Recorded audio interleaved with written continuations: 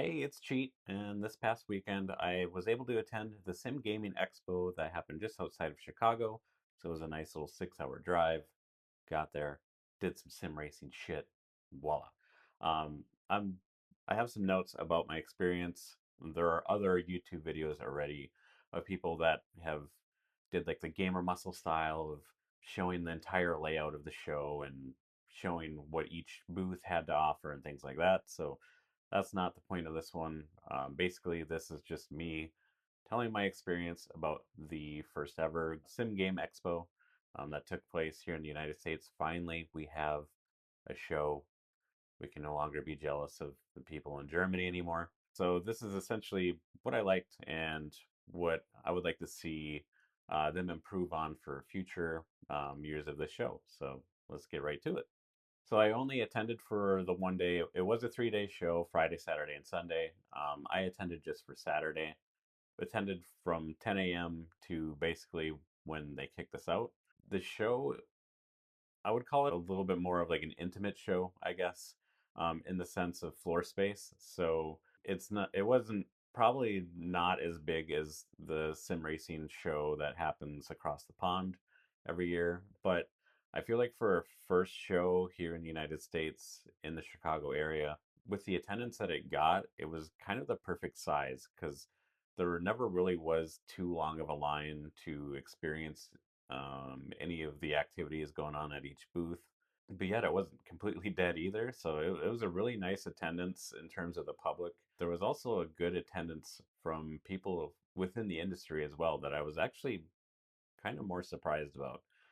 And I'll actually start that with one of my first things that I liked about the show was basically the access of people within the industry. So literally when I showed up on Saturday morning at 10 a.m., before even getting inside the show, uh, standing outside of the entrance area was Dave Kemmer of iRacing, the CEO. So it's just he was chatting with one other person. I don't know if it was somebody else that recognized him or somebody he knew, but I thought that was pretty cool. So I was able to talk with him for a little bit. Let him know that I appreciated all of the work that he's done over the years because essentially I started sim racing with the original NASCAR racing game on PC back in 95, 94, whenever that was. So that's what got me into true sim racing outside of gaming. And mind you, I was only like 9 years old at the time. So yeah, so that blew my mind. Basically seeing him there. I've talked a little bit of NASCAR 25 with him, but I'll speak with that further in the list. But yeah, so that was the first person that I met out there, and then again before I even got to go inside the show floor, Corkatize was live streaming, and he was entering the show at the same time. Hi, nice to meet you. GRZ from chat. GRZ. Oh, all right. Well, good to meet you, man. Good to meet you. You enjoying? Uh, you enjoying the show so far? You haven't even started. Me either. So I was able to meet with him. Then literally when I walked in, I saw Sean Cole. So of course I had to greet and meet him since he inspired me to build my first ever wooden Deathmobile sim rig, as what they called it. So that was pretty cool. Some other names. Matt Malone, of course, he was there. The shirt that I was wearing actually was a QR code. And when you scanned it, it would take you to the YouTube video for the Rick Astley Never Gonna Give You Up. He was the only one at the show floor that saw the QR code and actually scanned it in front of me. So I got to Rickroll Matt Malone on the show floor. So that was that was a highlight essentially. Some other people worth mentioning: Gomez from GSI. He was there, of course, with the GSI booth. They had a pretty big presence at the show. Dan Suzuki was also there, so it was nice that he was able to make the trip for the show. So it was cool to meet him. Darren Ganji with Inside Sim Racing, he was also there. Very tall guy. I was not anticipating that, but very cool to meet because again, him and Sean Cole. If you're consuming any sim racing media in the late 2000s, you obviously saw their show. So that was pretty cool. There were tons of other people there too that I'm probably forgetting outside of Tony Kanon, of course. That also kind of boggled my mind. It's just uh, really everybody was just kind of free on the show floor. So you could run into Tony Kanon at any of the booths. He was walking around freely, along with all the other names that I mentioned. Very approachable. They were all friendly, and it was super cool to meet every one of them. So that was one of my bucket list items. Was I wanted to meet as many people in the industry as I could, whom I recognized anyway. And I think I met far more names than I even anticipated. So that was awesome. So the next part that I want to mention is just kind of the show itself. So it was very hardware dominant. So everywhere you look, there was, of course, fully built sim racing rigs, various different brands. Simcraft was there, SimLab was there, Corsair, so GTR Simulations was there. So there were quite a few name brands where you could try the various rig options available from each one. There wasn't so much a presence from actual like wheel manufacturers. So of course there was Simicube and GSI and Hussenfeld. If I'm even pronouncing that correctly, I have their pedals. I just never took the time to figure out how to pronounce the name, but they were there. But aside from that, there wasn't like a Fanatec booth. There wasn't like a booth for Moza. That was kind of a bummer that there wasn't too much manufacturer presence. But the nice thing was is that so like one of the bucket list items that I had that I wanted to experience was the active pedal from Moza. Well, I also wanted to experience the one from Simicube as well, but Moza is more in my price range. So I really wanted to experience both of them. So even though Moza didn't have a booth per se, they did have a setup. Who had it? I'm looking at the map right now just to remember. Was it Racing Fuel Simulators? It might have been Racing Fuel Simulators that had it installed in one of their rigs. So I made a point to go to that one, race it. I hated the pedal completely, to be honest, at first. But I was one of the first people to utilize the rig at that time in the morning. And one of the helpers there in the booth kindly took the keyboard and went through several different options within the Moza software, and we actually tuned the pedal just right where it actually felt really good. So now I'm on board with that again. So that is definitely the Moza active pedal is definitely something that I see in my future now. And honestly, if it wasn't for this show and if I wasn't able to experience it, I probably wouldn't be dead set on that. So it definitely seemed worth the price. The Simicube is freaking awesome as well, but holy Christ, what an expensive pedal that is. So I talked about the size of the show. Well, actually, more importantly, so this was called the Sim Gaming Expo, and the gaming in there. So instead of the Sim Racing Expo, well, I guess they couldn't technically call it that because the Sim Racing Expo already exists from somebody else. But part of the reason why gaming was in the name is because they wanted to include flight simulators, farm simulators, VR stuff, which some of that was present, but this was definitely a sim racing focused show. And if you came here specifically looking for flight sim stuff, you probably came away disappointed a little bit because there were only a couple of booths showing the flight sim stuff off.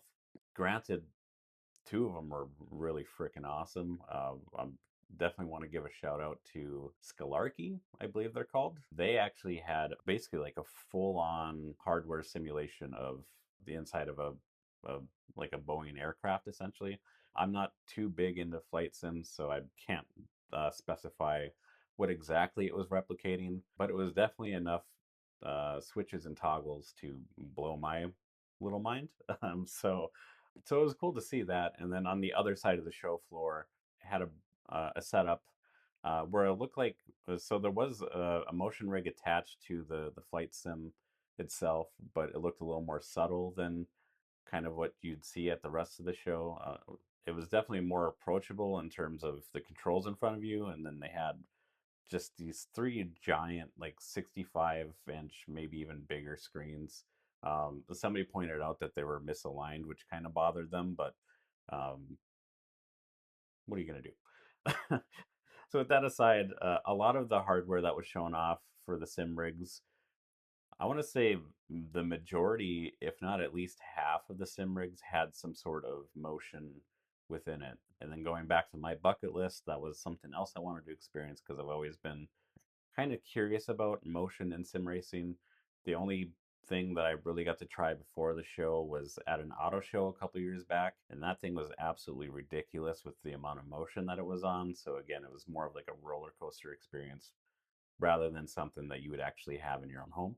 So it was nice to be able to kind of experience that from a lot of different manufacturers, and it was kind of nice for me because I now know that the motion side of sim racing still isn't where I would like it to be in terms of myself going out and purchasing something like I can like I can purchase like $100,000 motion rig anyway. So but like even like the lower budget ones, yeah, you'd get like the side to side feeling and things like that when you're sliding around. But I feel like I was seeing and noticing the slides more visually, like a quarter a second to half a second before I actually felt it in the rig itself. So there was a little bit of a delay, at least from what I experienced. And maybe that's just because I've been sim racing for 25 years or whatever. So I just see it now. But that is one area that I hope that they can improve before too long. And of course, cost for some of these motion rigs were just astronomical. There were some that were demonstrated that were like $7,000 and more in that range, still outside the price budget I would expect for most people in sim racing, but costs are coming down and hopefully the technology with it will continue to improve. But I feel like I spoke way too much about that. So motion rigs everywhere. So the software side, so this is where one of my disappointments come into play. So the majority of the sim rigs at the show, on the show floor, were predominantly iRacing. I would say it was majority iRacing, and then the next was AC1. There was a lot of booths running the original Assetto Corsa with various different combinations. I saw only one booth running LMU, so that was that. And then one other booth there was actually for Project Motor Racing, which I was very happy to see there because I've wanted to try that game. It comes out in November, and I was kind of hoping for to see more like pre-release stuff, like NASCAR 25, for example. But I'll get onto that point a little bit later. So it was very cool to try Project Motor Racing. I'm definitely way more excited for it now than I was before the show. I think it feels great. From what I saw, the menus, it looks intuitive. Yeah, just overall though, like their rig in particular had the Logitech DD wheel, which I've never experienced before the show. So that actually felt really good. It also used the Logitech Pro pedals and had an ultra wide monitor, probably the same one that I have here, the OLED Samsung widescreen monitor. So yeah, overall it felt really good. The sound was on. It sounded good. The only thing that I didn't like about the demo that they had was that they had a setting enabled where if you braked pretty aggressively, the camera would essentially like slam forward, and I didn't like that too much. But I know that that's more than likely a setting that you can disable, and I will definitely be doing that. But as far as everything else, I'm way excited about that game now. I was kind of hoping that I could like get like the demo from the show floor that I could just bring home and play it, because I would totally be doing that right now instead of making this video. So maybe in a way that was a good thing that didn't happen. Going to NASCAR 25, I really feel like that was a missed opportunity for iRacing. iRacing didn't have a booth at the show, which honestly they kind of didn't need one given how their software is being demonstrated everywhere else at the show. But I was really hoping to see something, uh, have like some kind of setup where you could experience NASCAR 25, because right now only a handful of people have been able to actually see that in person, which a lot of content creators were able to do that a couple weeks back. So I really feel like that this would have been the show. And being in marketing myself, I would have been pushing to have NASCAR 25 at the show and also release the trailer at the same time, because these are the types of shows to get your fan base excited for the games, essentially. So in my mind, there's no better place to show that game off than at the Sim Gaming Expo. So when I talked with Dave Kemmer before even getting into the show floor, I did ask